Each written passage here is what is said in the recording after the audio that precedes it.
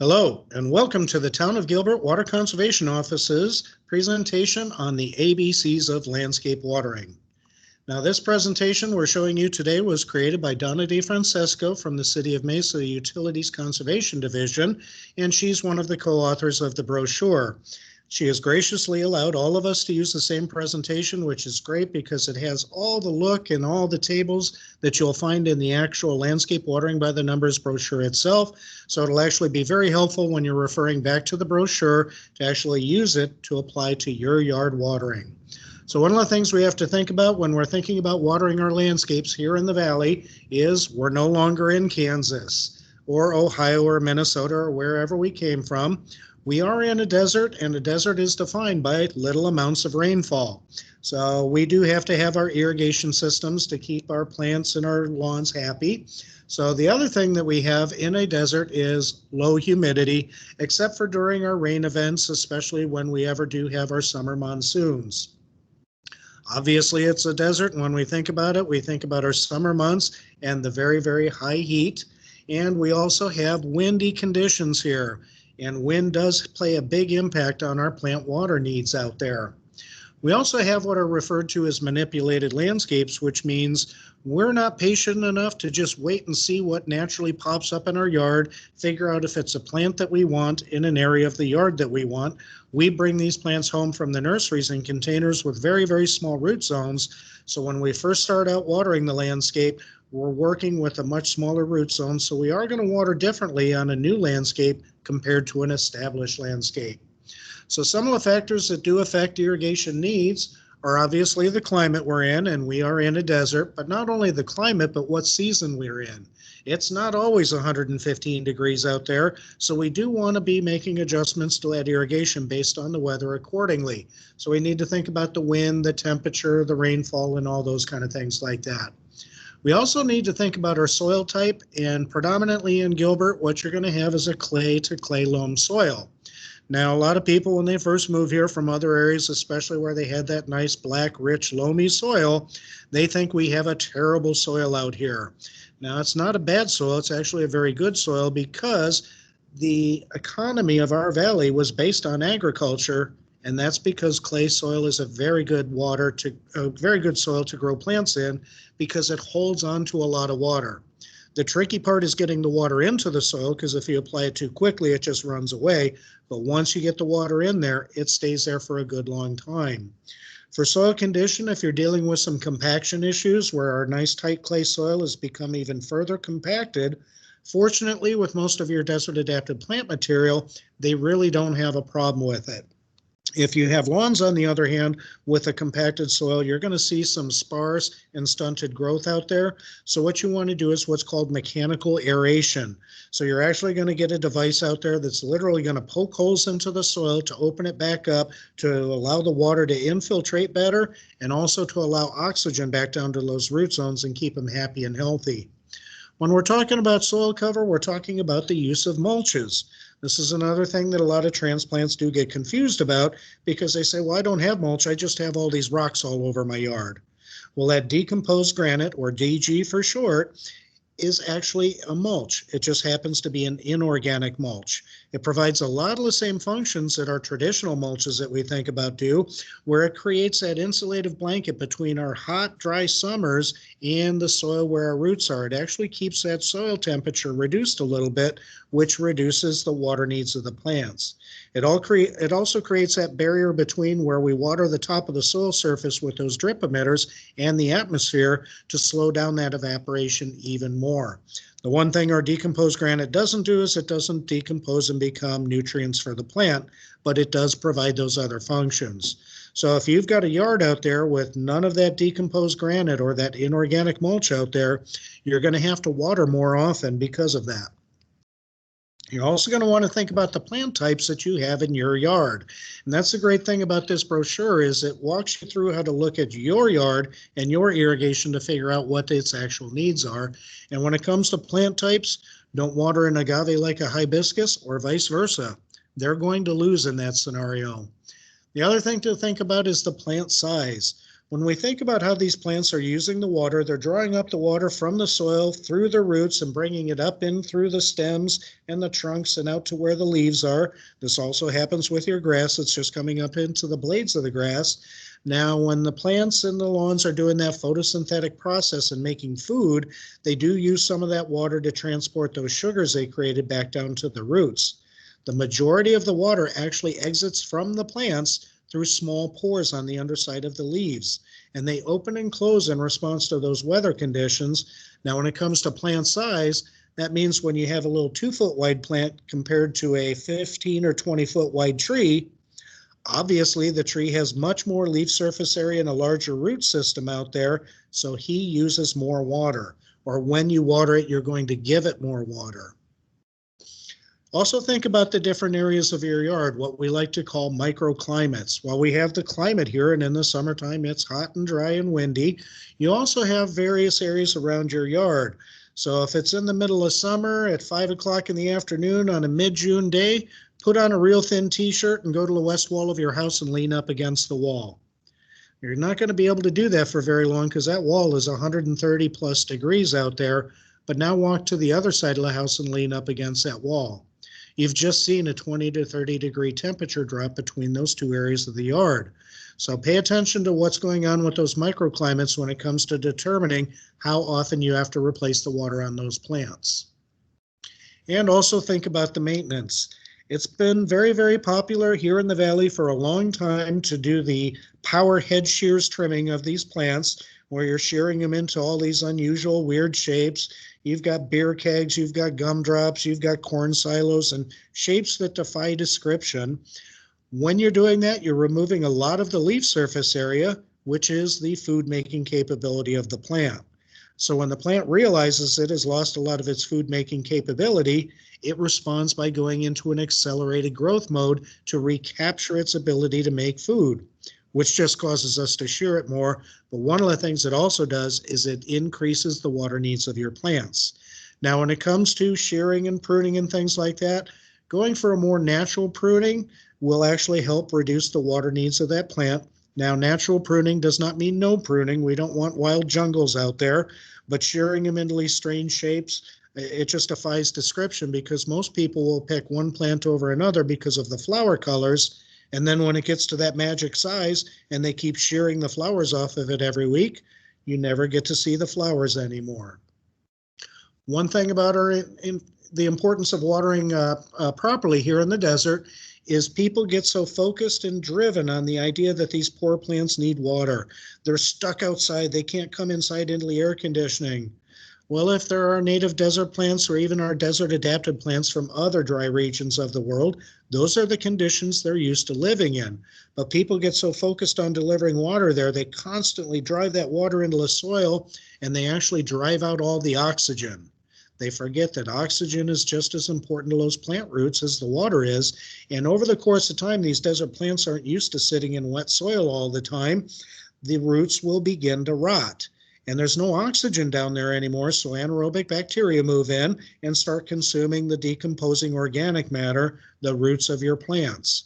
Now, at that point, the plant begins to look sick, and what do most people do for a sick plant here in the valley? They give it more water. Well, you're just accelerating your trip to the plant nursery to buy a replacement plant. And the nurseries do appreciate your repeat business. They really, really do. The other thing you'll see with excess watering is it will interfere with nutrient uptake. And you see this a lot, especially with the non-native plants. People like to grow roses and hibiscus and gardenias, and that's fine. Just make sure you're putting them in a place where they're going to survive well. But with constant watering over the course of time, you're going to see those leaves turn a pale yellow or a greenish color, and that's showing you a deficiency of iron. You can buy an iron treatment that'll turn that plant dark green again, but one of the things you have to understand is we do actually have adequate iron in our soil. But if you never let the soil dry out in between waterings, that iron is bound up to the soil particles and inaccessible to the plants. So rather than constantly treating these plants with this iron treatment, change your watering practices and those leaves will turn nice and dark green again all on their own. Now, the other thing excess watering does, especially to our desert adapted plants, is it just makes them grow faster. So If one of the benefits of having a desert adapted landscape out there as opposed to all grass and all high water use plants is not only the need for less water, but also the need for less maintenance. So a bougainvillea is a great example here. Bougainvilleas grow very, very fast if you water them a lot. And not many people like trimming bougainvilleas because they're kind of thorny and you get all scratched up.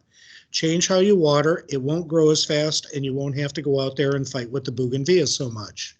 Now, the information we give you here is not telling you to underwater. We certainly don't want you to do that. The idea of water conservation and water management in your landscape is using the water that's needed and not more. So we do want you to use our water resources wisely. So studies from the University of Arizona and Arizona State University have shown that on average, Arizona landscapes are being watered 2 to 5 times more than needed. Now, there are some people out there that are actually putting less water on their landscapes than our science tells it needs. Some people are doing a pretty good job, but in many cases, people are just putting way more water on those landscapes than they actually need. There was also another study that was done a little bit more informally, but still following scientific principles, done at the Desert Botanical Garden. So the people who work at the garden, it came to their attention that many people are asking them, well, how do we water these plants? And so when they sat down and decided to talk about it, they realized that they didn't have one set opinion or science-based fact on how to properly water these plants. So what they did is they took this area outside of the view of the paying public and put in the plants and started watering them at these different regimes that people thought they would need. Oh, we're a botanical garden, so they should always look beautiful and healthy and lush, so they need to be watered 3 times a week. No, they're desert plants, only water them twice a week, and so forth. And they came up with all these ideas. So they watered these plants, all the same species, planted at the same time, under these different watering scenarios to see what would happen. And literally the only difference they saw between that was the growth rate. So you'll see that brittle bush over on the left is grown a little bit slower than the brittle bush on the right. They also, during that study, took another grouping of plants, and what they did is they watered them to the full root depth of the roots that they wanted to water to, and they didn't water them again until the plants actually showed signs of physical water stress. Now, the plants in this picture are only about 4 to 6 months old, and this photo was taken in the middle of the summer. This was June or July. And the plants that were getting well watered and not watered again until they actually showed signs of water stress went 21 days with 6-month-old plants in the middle of summer.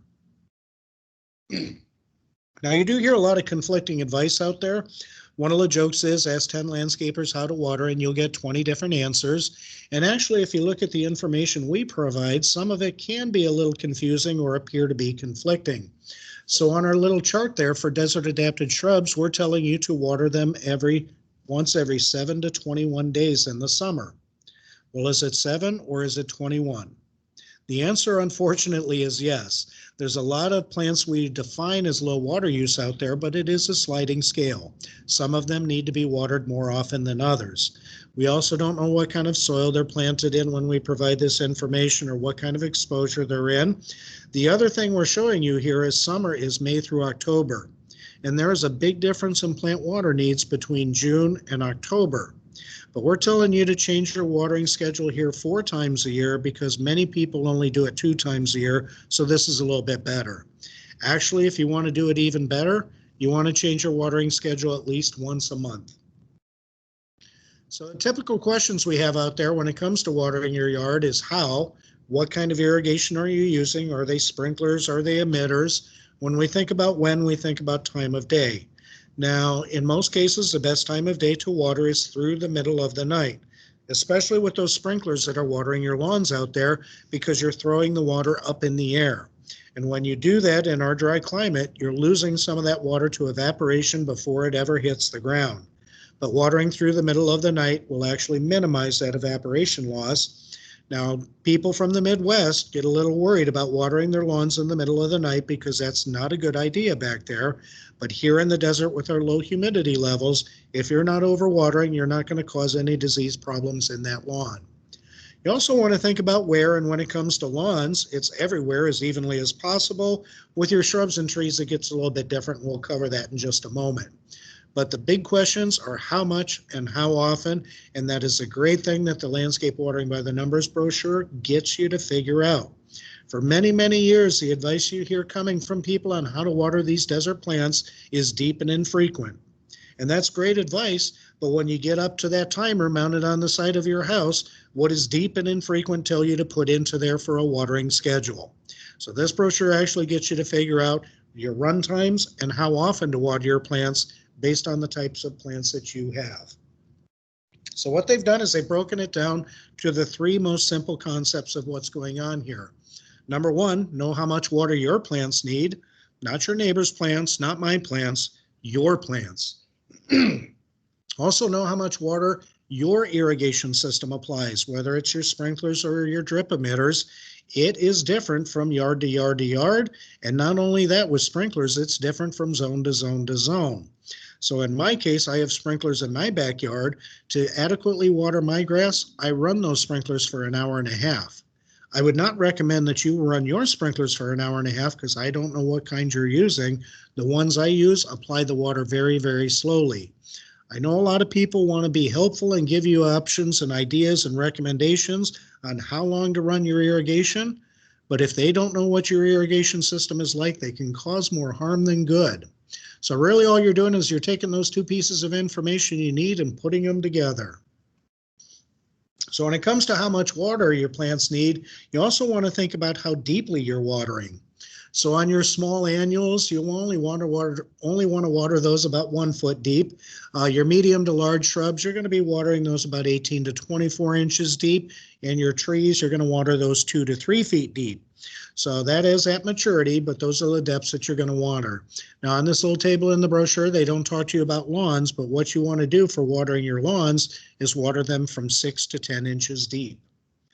Now the big question there is, how do you know how deep the water's going once you do apply it with your irrigation system? Two ways to do it. First way to do it is to run your irrigation, wait a couple hours so the water kind of settles to its final depth, and go out with a shovel and dig until you hit dry dirt. That's the hard way to do it, and that's not really what we want to do. What you want to understand is the characteristics of our soil. When it's dry, it's the consistency of concrete. But before we dig anywhere, we've all learned the trick that we just wet it down a day or so beforehand to make it much easier to work with. So what you're going to use is what's known as a soil probe, which is just a long metal rod. It will not penetrate into our soil when it's dry, but when it's moist from the irrigation or rainfall, it will slide through with little resistance and it will stop when it hits the depth of the water. Now with your grass, all you really need is a long Phillips head screwdriver because all you're looking for is that 6 to 10 inch depth. So for your shrubs and trees where you're trying to find that deeper water depth, you can go to a home improvement or hardware store and buy a long metal rod and just bend one end over. And it's nothing fancy, but it really is the best tool to find out what's going on with the water in your soil. When it comes as far as where to water, like I said, with shrubs and trees, it's a little bit different. And one thing you want to remember is stop being focused on the idea that you're watering plants. You're not doing it. What you're trying to do is water roots. So when that brand new plant is first put in the ground from that little container from the nursery, that emitter is going to be put right on top of those roots because that's all it has. But as that plant grows and gets bigger and becomes more mature, you actually want to start moving those emitters out and away and adding in more so you're watering more evenly around the plant. So with our woody shrubs and our woody trees, all the water absorption happens at the ends of the roots. This is especially important if you're coming in with a new, younger landscape with your trees. You want to focus everything you're doing on developing the roots of those trees. Because while we think about it in the context of this presentation, as far as the roots bringing up the water and the nutrients, we also have to remember what else the roots do for the tree. They hold it upright and in the ground. So every time a storm comes through the valley, they talk about all the trees that have fallen over. And if you actually look at some of them, you'll actually realize that that very large mature tree has almost no or little root zone out there.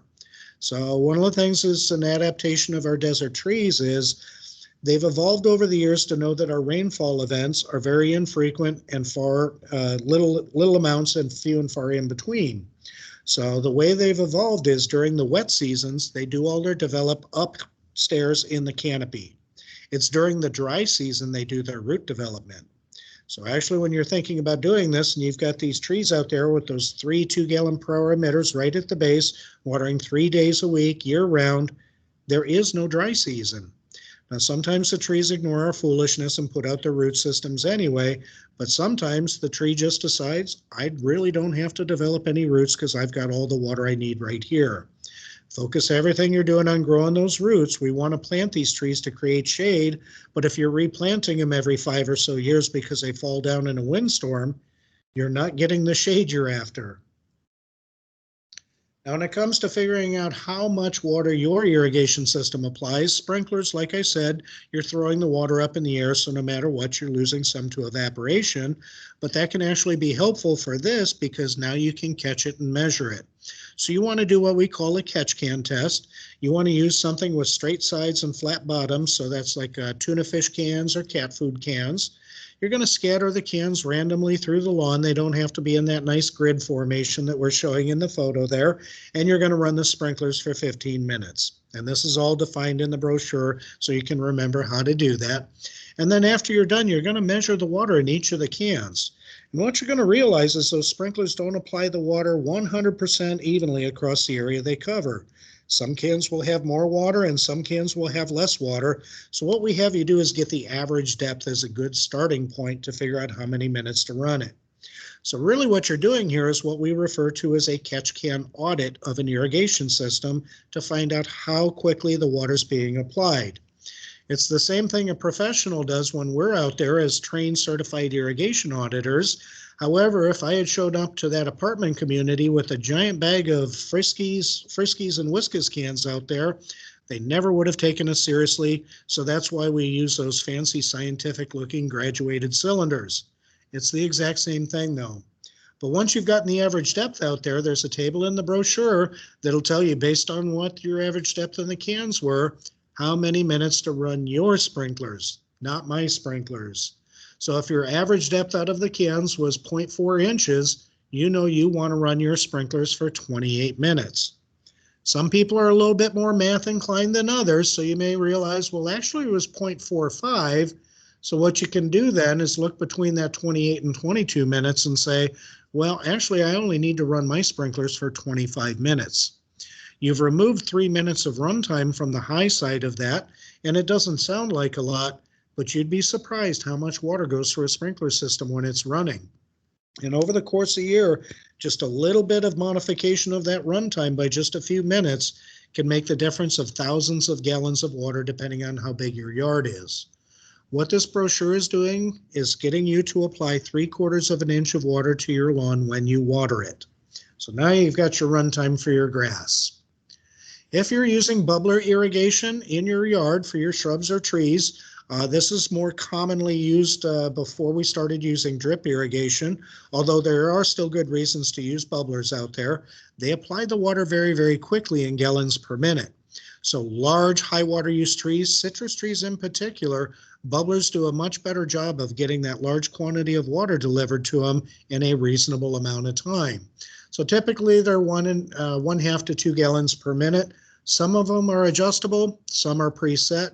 We actually recommend the preset ones so you know exactly how many gallons per minute is coming out of each bubbler.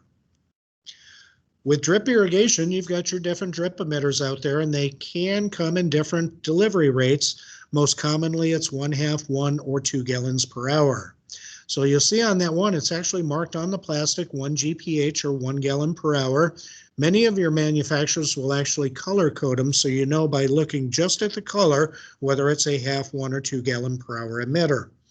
There's no industry standard out there that all manufacturers follow. Each company makes up its own color coding scheme, so whatever emitters you're using, learn what those colors are, and also realize that's a great way to balance out the delivery of the water plant to plant within that zone.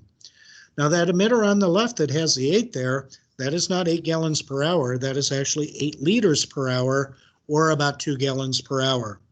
However, that emitter on the left with that green flag on there, they're commonly called flag emitters. They don't do what's called pressure compensation.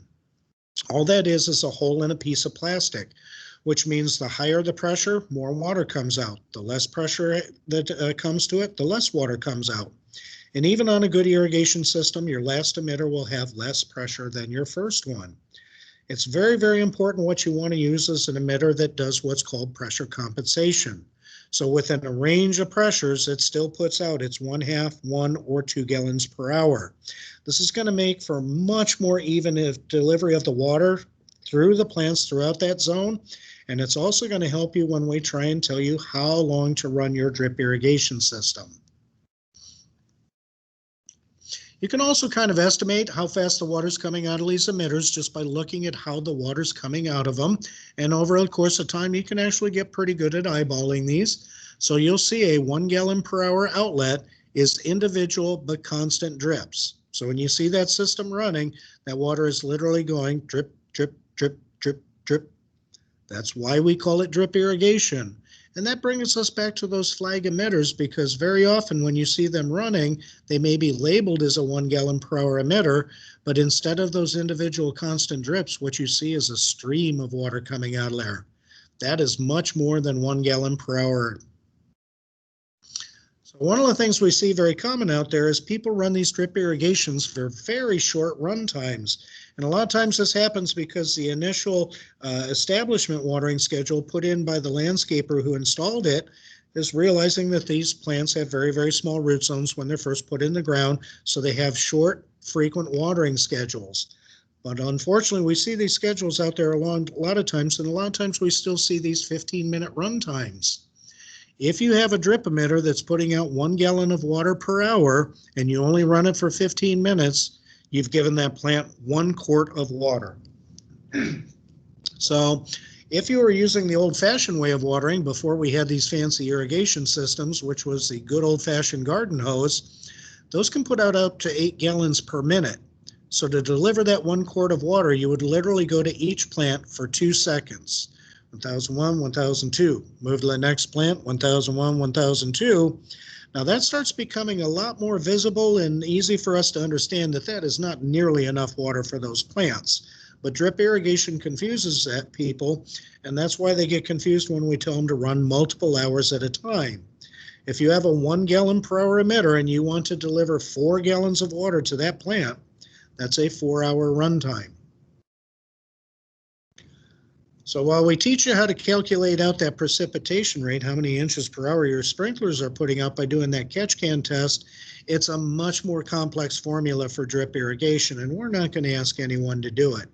So what they've done here with this brochure is base the gallons of water needed for a plant based on its size and type. For a shrub, whether you're watering 2 feet deep, or a tree, whether you're watering 3 feet deep. So here, if you follow along the shrub line until you get to the 4-foot mark, you'll see you want to give that shrub 12 gallons of water. This is also another important reason to be using those preset bubblers and the pressure compensating emitters, because those flag emitters, you have no idea how many gallons per hour are coming out of those. You can't make the translation of 12 gallons. Well, how do I turn that into runtime if I don't know how fast the water's coming out of my emitters? That's the other benefit of using pressure compensating emitters, and they tend to run anywhere from 3 to 8 cents more per emitter than the cheaper flag emitters do. So at this point, all you're doing is matching up your total emitter or bubbler output to the gallons needed per plant to determine your run times. And in the brochure, they have their runtime worksheet, and they actually show you in a little example of how that math is played out there. So we're actually going to do a quick little example here. So here we've got our table for how many gallons we need based on shrubs and trees and how wide that canopy is. So on our first imaginary zone, the shrubs are all about 2 feet wide. Now this is science, but it's not rocket science. Don't go out with a tape measure and measure your plants. They're about 2 feet wide. Now each one of those plants has one 1 gallon per hour emitter on it. So when we run this irrigation system, what we're delivering to each plant is 1 gallon per hour per plant.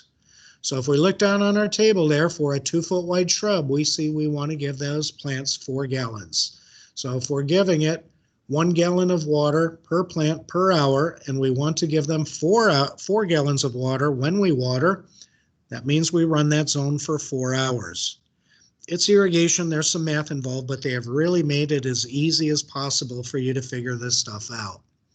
Now in our next zone, we have some trees out there, and they're about 8 foot wide, and on each tree we have 3 2-gallon per hour emitters. So when we're running that zone, each tree is getting 6 gallons of water per plant per hour. So if we go back down to our table there, we'll see an 8 foot wide tree needs 38 gallons of water. So we divide that 38 gallons of water needed by the 6 gallons per tree per hour that we're delivering, and that comes to 6 hours, 17 minutes, and 21 seconds. It's science, but it's not rocket science. 6 hours, good enough. Now notice on these examples, we haven't discussed whether these are low water use or high water use shrubs or trees. At this point, for how long you run the system, that doesn't matter. You're still trying to wet the root zone based on the size of the plant you're watering. What changes between a high water use plant and a low water use plant is how often you have to replace that water. High water use plants need to be watered more often than our desert plants. So here in our example, our last zone are citrus trees, and they're about 4 foot wide, so they're still fairly young. And on each citrus tree, we have 1 2-gallon per minute bubbler. So if we look at a 4 foot citrus tree or a 4 foot tree, we will see we want to give that, we're giving that tree 2 gallons per plant per minute, and we want to give those trees 16 gallons of water each time we water them. So that means our run time is 8 minutes. We're working with bubblers that deliver the water in gallons per minute, so our run times are programmed in minutes. Same thing with sprinklers. Your drip emitters are applying the water in gallons per hour, so that's why we program our run times in hours. Now we even show you in the example here that unfortunately many people do not have their plants and shrubs and trees zoned out properly. They have what we call one valve wonders. So you'll see in that example on valve number 1, we have 8 foot trees, 3 foot shrubs, and 2 foot succulents, and each one of those came up with a different desired runtime. Well, at this point, you're not going to dig up the whole yard and reinstall an irrigation system properly zoned out. That would be the best way, but it's very expensive. But what you can do is manipulate the water delivery at each of the plant locations. So you'll see on the trees, instead of 3 emitters, we now have 5 emitters. So we brought that runtime down closer to 4 hours. With our succulents, instead of a 1 gallon per hour emitter, we put in ½ gallon per hour emitters. So now our runtime is 4 hours. Everything is living pretty well with the same runtime. We're still going to have a little bit of a fight when it comes to how often to water, and that's just going to be based on the thirstiest plant on that zone. So now you've got your run times. So this is a great thing about this brochure. It's not just deep and infrequent. You actually have usable information to program into your irrigation timer. So what you want to do is once you have your run times is leave those alone. What a lot of people do here is when it starts cooling off in the fall and the winter, they start turning those run times down. Now, what drives how deep the water goes into the soil when you run your irrigation is how long you run it. So that means if you're just adjusting run times as it cools off, you're watering your shrubs and trees nice and deep and infrequent in the summertime, but in the wintertime, now you're only watering them 20% of the original depth. When it got cooler, the roots on your shrubs and trees did not shrink. What happened is because of the cooler weather, they're using the water less quickly. So you leave your run times alone, but what you change is how often you water, and this actually makes it easier to go out and reset your timer for the different seasonal water needs. So the chart in the Watering by the Numbers brochure does consider plant type, plant maturity, and the 4 seasons. Once again, it is better to change it even more often. So we think about what's going on with our weather pattern out there. That is actually our weather pattern curve, and that is our plant water use curve. And you'll see the hottest, driest time is in June, and that's when the plants need to be watered the most often. Now you can also see the big difference between June water needs and October water needs. So that's why it's actually better to adjust your timers more often than only 4 times a year. This next little chart I have here, it can kind of look a little confusing, but what's going on with those green lines there, that is the hourly temperature for every day of an entire year. So you'll see in June that range between the high and low temperatures there is way up. And also during June, the yellow lines that I have on that chart are the hourly humidity levels for the entire year. So in that June range, our temperatures in the middle are the highest and our humidity is at the lowest. That's why that is when our plants need the most water to be watered the most often. But you'll see even as we get into July there, our mid-range temperature begins dropping a little bit and those humidity levels come up. With a higher humidity, your plants aren't losing that water vapor through those pores as quickly, so you don't need to water them as often. So the table in the brochure also does talk about the quarterly watering schedules for grass, but because our lawns are some of our higher water use plants out there, there is a table in the brochure that'll give you monthly watering intervals for that grass. And you'll see in June, you should only be watering the grass every 3 days with however many minutes it showed you in that table to apply that 3/4 of an inch of water. By watering deeper and less often than watering 5 or 6 days a week with short run times on those lawns out there, you will almost always end up with less run minutes at the end of the month, which means less water use, but it'll actually develop a deeper root system for your lawns and they will actually be healthier. So again, we talked a little bit in the beginning about soil types, and the water will penetrate differently through different soil types. So you'll see a sandy soil, the water will penetrate straight through and have very little side-to-side movement, as opposed to the clay soil, which is more typical of our area. The water spreads sideways very, very nicely. The other thing about the clay soil is it will hold on to the water. It will not evaporate out as quickly as it does through that loose, coarse, sandy soil. A sandy soil has to be watered much more often than our clay soil does. So our table in the brochure also talks about plant maturity. So these are the recommended watering guidelines for watering intervals based on mature or established plants. And we guide that kind of by about 1 year for shrubs and 3 to 5 years for trees. In the brochure itself, it'll give you some watering recommendations for brand new landscapes based on the time of year you did the planting, whether it was in summer or if you've planted in the time period between fall through spring. And you'll see just within a couple weeks, you already want to start modifying that watering schedule. A lot of times these plants get put in with that brand new watering schedule, and that doesn't get changed for months and months and months. By changing it more quickly and getting a plant more water and reducing the watering interval, you're going to increase the root development, and especially with your trees, that is critical because the roots keep the trees from falling over. So in summary, it's as simple as 1, 2, 3, how much water your plants need, not mine, not your neighbors, but the plants in your yard, how much water your irrigation system applies, not mine, not your neighbors, and putting those two things together. Few points to keep in mind is when to water. Whenever possible, water through the middle of the night, especially with sprinklers that are throwing the water in the air. Watering your drip irrigation in the daytime is not necessarily as bad because you're not throwing the water in the air. Now, because we're telling you to always keep that run time the same, you can end up with some salt accumulation in the soil down where those roots are, because we do have those minerals in our water. It's just what we get. Geologically speaking, that's the water we have. So over the course of time, what you may end up seeing is some salt burn on the edges of your leaves. So what you can do is once or twice a year, double the runtime on your shrub and tree zones. That's called a leaching cycle. It'll flush those salts away from the roots. Now, if we have a really good winter rainy season where the water comes down much more slowly and actually soaks into the soil, that's your leaching cycle and you don't need to worry about it.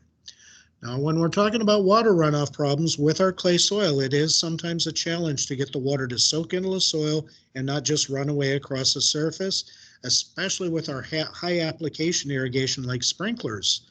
So if you view our other presentation that we're going to have up there on programming your timers, we're going to teach you how to turn that into what's called a cycle and soak. So let's say you needed that 28 minutes to adequately water your lawn 6 to 10 inches deep, but you can't run it 28 minutes in one time because the water just runs away. If you ran it 3 cycles of 7 minutes, about an hour apart, you cycle 7 minutes, let it soak for an hour. Cycle 7 minutes, let it soak in. cycle your last 7 minutes, you've got your full watering that gets you your every 3-day watering in July, and it's all soaked into the root zone of your lawn, not running down the street. I know we have transportation issues here in the valley, but please stop watering the streets. It doesn't make them grow. We also talk about harvesting rainwater, and myself as an irrigation guy wholeheartedly support this. So rather than thinking about rain barrels, if you think back to that table on how many gallons of water a tree needs, that rain barrel really isn't going to do you very much good. But what you want to do instead is what we call passive rainwater harvesting, by altering the grade with swales and berms in your yard to capture that rainfall.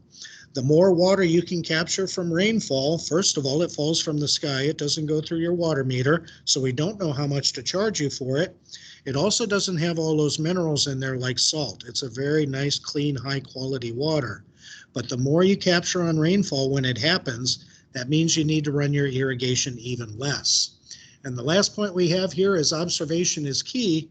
There's an old proverb out there that says the best fertilizer for the garden is the gardener's shadow. You've paid a lot of money for these landscapes and irrigation systems, or if you put them in yourself, it was still a lot of money and also some blood, sweat, and tears out there. So actually get out there and enjoy your landscapes, enjoy your plants. And of course, the last important point is people don't save water, or plants don't save water, people do. This was actually shown in a study done by the University of Arizona back in about 2005, looking to see what the impact has been from the people transitioning from those old high water use landscapes, all grass and high water use trees and shrubs, to the more desert adapted landscapes. And what they found is in some cases per square foot, those new desert landscapes were getting more water than the old-fashioned traditional landscapes. Now, unfortunately, when the newspaper got a hold of that, the headline read, "Xeriscape doesn't save water." But what they didn't realize is it wasn't the plants taking more water, it was the people were applying more water. So the plants don't save the water, people do. Now, if you want to figure out exactly how much water your yard needs, the town of Gilbert does have a great online water calculator where you can answer questions about how you're using water indoors. You can measure your landscape areas. And then when you hit the submit button, it'll tell you month by month how much water you should be using. And then you can actually enter in the information from your water account, how much water you're actually using, and see if you're using the right amount of water. If you do have more questions, we do appreciate you watching our videos, but it's likely you may have some more questions. So definitely email us at water.conservation@gilbertaz.gov. We will also have some live question and answer sessions. So on October 22nd at 10 a.m., we're going to talk about and answer questions from people that have viewed the plants and butterflies in your yard presentations. And then on Thursday, October 29th at 10 o'clock a.m., we're going to be answering questions from people about this presentation on landscape watering and our companion presentation on how to water the plants. Thank you all for coming, and we hope we're helping you save water.